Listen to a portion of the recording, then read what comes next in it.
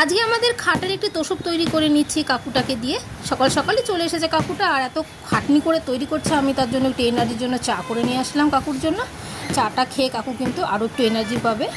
আর কাকু কিন্তু এত সুন্দর হাতের কাজ কি বলবো, আমাদের বাড়ির প্রত্যেকেরই কিন্তু কাজ করে থাকে কাকুর চা খাওয়া কমপ্লিট। এখন কিন্তু আমি আরেকবার আসলাম কাপটা নিতে।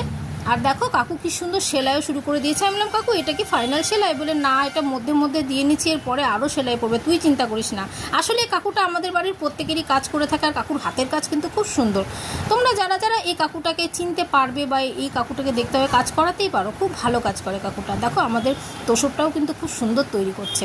আর আমাদের খাটটা বিশাল বড়, 7x7, আর এত বড় তোষক কিন্তু মানে বানাতে অনেকক্ষণ টাইমও লাগে। কাকুটাকে টাইম দিয়েছিল 11টা, তো 11টায় চলে এসছে আর খুব নিখুঁতভাবে করছে। আর বললো যে আমার মাকেও বললো, বৌদি আপনাকে চিন্তা করতে হবে না, আপনাদের আসতেও হবে না, আমি ঠিক কাজ করে দেবো। আপনার প্রত্যেকের বাড়ি কিন্তু আমি কাজ করে থাকি প্রতি বছর। তো কাকুটার হাতের কাজ ভালো লাগলো, নেক্সটে আরও কাজ করাবো কাকুটাকে দিয়ে। আর এখন কিন্তু আমি কাপটা নিয়ে ফিরবো, আর কাকু কাজটা করতে থাকুক। আমি কিন্তু এখন রান্নার জোগাড় করবো। এখন আমাদের রান্না কিছু বসেনি, তো আগে কাপটা মেজে নিই, তারপরে রান্নার জোগাড় করবো। আশা করি তোমাদের প্রত্যেকেরই কাজ শুরু হয়ে গেছে, রান্নাবাড়িও শুরু, তাই না?